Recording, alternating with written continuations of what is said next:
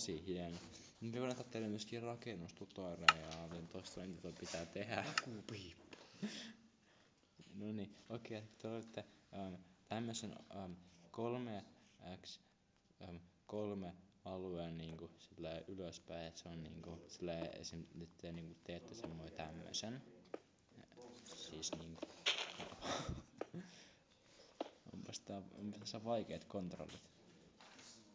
Näin, teette tämmösen ja sitten sen jälkeen te teette tohon noin, niin voilaa, siinä se on valmis.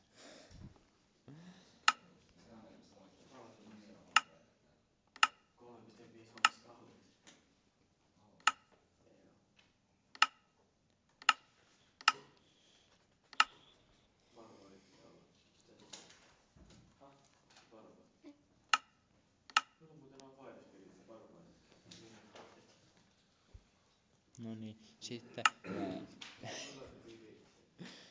joo, sitten voi vielä koristella pistämällä tuohon päälle kakun. Okei, moikka!